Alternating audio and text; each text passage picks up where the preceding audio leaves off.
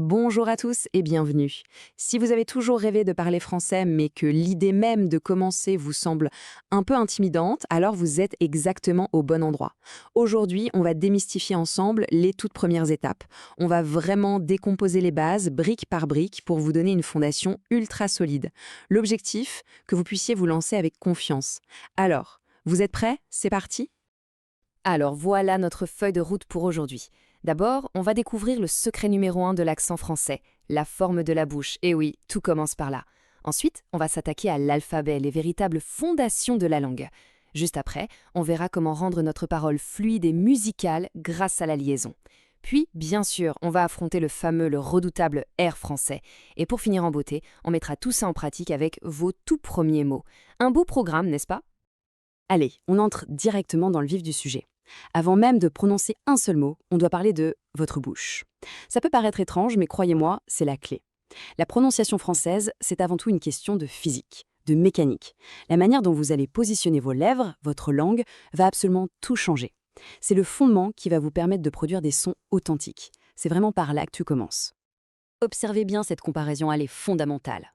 En anglais, on a tendance à parler en souriant, avec une bouche assez large, les commissures des lèvres qui tirent vers les oreilles. Essayez de dire cheese, par exemple. Sentez comme tout s'étire sur les côtés? Bon.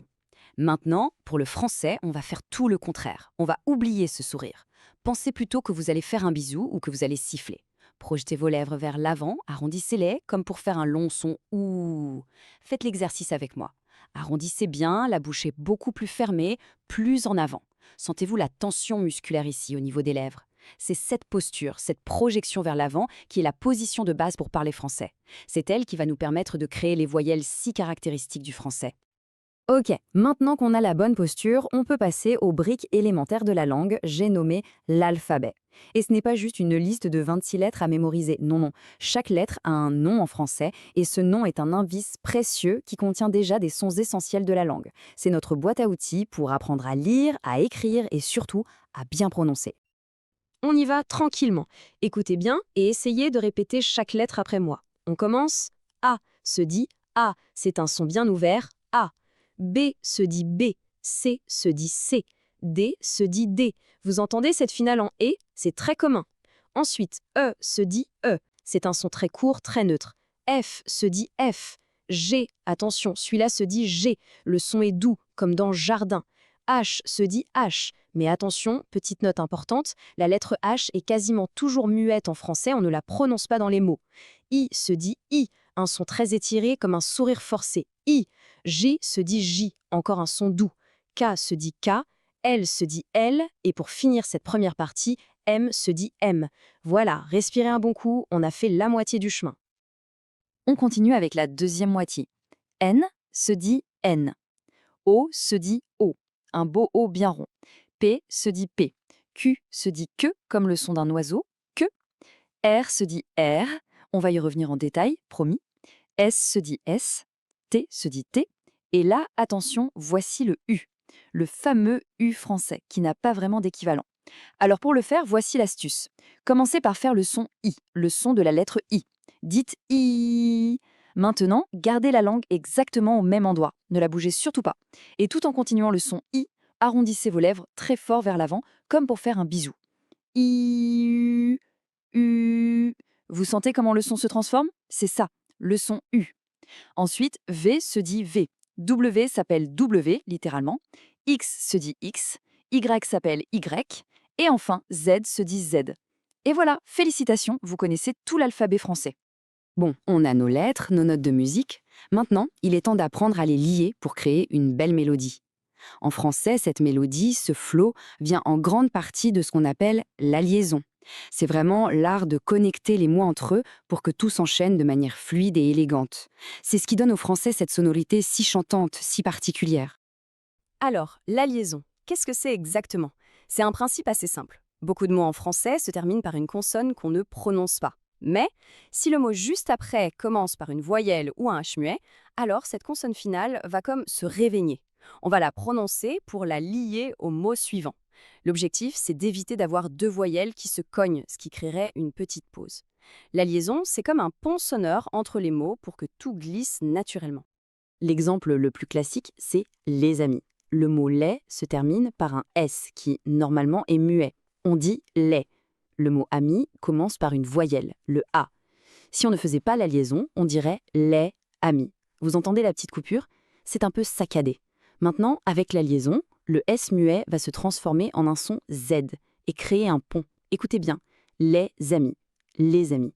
Vous entendez comme c'est plus naturel, plus fluide? C'est une seule et même coulée de son. C'est ça la magie de la liaison. Alors attention, il faut savoir que certaines liaisons sont obligatoires, on ne peut pas les ignorer.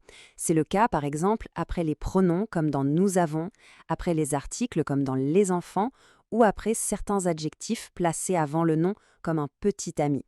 Mais surtout, pas de panique, n'essayez pas de mémoriser toutes les règles d'un coup. Le meilleur conseil que je puisse vous donner, c'est d'écouter, écouter et encore écouter des francophones. Votre oreille va s'habituer et ces liaisons deviendront une seconde nature pour vous. On y est, le moment que tout le monde attend ou redoute, le fameux R français. Il a une réputation terrible, je sais. Beaucoup d'apprenants pensent que c'est mission impossible. Mais je vais vous confier un secret. Ce n'est pas une question de force, c'est une question de placement.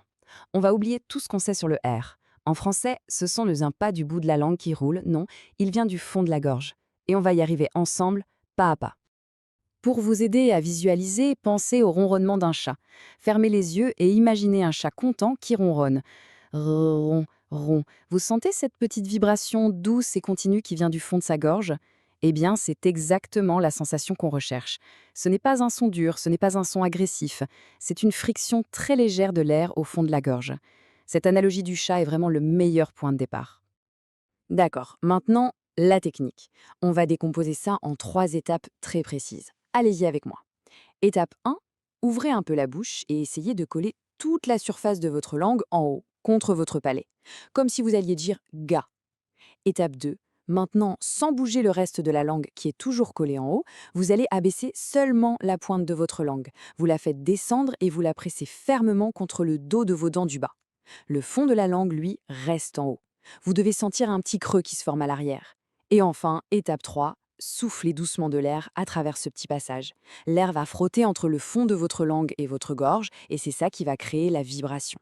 Allez-y doucement, ne forcez pas, cherchez la friction, le rère. Si la première technique ne marche pas tout de suite, pas de souci, j'ai une autre astuce un peu surprenante, mais qui marche très bien, le gargarisme à sec. Oui, faites semblant de vous gargariser avec de l'eau, mais sans eau, juste avec de l'air. Inclinez un peu la tête en arrière et faites le bruit du gargarisme. Vous sentez la vibration tout au fond de la gorge? C'est exactement le son qu'on veut. Maintenant, essayez de maintenir cette vibration tout en ramenant votre tête droite et en plaçant la pointe de votre langue derrière vos dents du bas. C'est une astuce géniale pour localiser précisément l'endroit de la vibration. Et voilà, franchement, bravo. La forme de la bouche, les lettres de l'alphabet, l'art de la liaison, le fameux R. Vous avez maintenant tous les outils fondamentaux de la prononciation française. C'est une étape énorme. Alors maintenant, passons à la partie la plus gratifiante. Utilisez tout ça pour prononcer de vrais mots. On va mettre toutes les pièces du puzzle ensemble. Vous allez voir, c'est magique. Regardons cette première image. Le premier mot est ciel. C-I-E-L. Répétez avec moi. Ciel. Parfait. Le deuxième mot, lune. L-U-N-E. Vous vous souvenez de notre son U? Les lèvres bien en avant, bien arrondies. Lune. Super. Et le troisième, étoile. E-T-O-I-L-E. Étoile. C'est incroyable, non? Vous êtes en train de parler français. On continue avec une deuxième série. Le premier mot ici est chien. C-H-I-N. Le son chi est très doux. Répétez, chien. Excellent. Le deuxième, c'est jeune. J-E-U-N-E. Encore une fois, un J doux et des lèvres bien arrondies pour le E. Jeune. Très bien. Et le dernier, c'est le verbe sauter. S-A-U-T-R. Notez bien que le ER à la fin des verbes comme celui-ci est muet. On dit simplement sauter. Répétez. Sauter. Vous êtes vraiment des champions. Et voilà, notre parcours des fondamentaux est terminé. Vous avez maintenant toutes les briques de base pour construire votre français, pour parler avec un accent plus juste et plus naturel. Souvenez-vous, la prononciation, ce n'est pas de la magie, c'est de l'entraînement, comme pour un sport ou un instrument de musique. Alors n'ayez surtout pas peur de vous tromper. Lancez-vous, osez parler. Écoutez énormément et surtout, prenez du plaisir dans ce voyage. Le monde francophone vous ouvre ses portes. Alors la question que je vous laisse est la suivante. Quelle sera votre première histoire à raconter en français? You are doing great. Don't stop. Subscribe and watch the next video.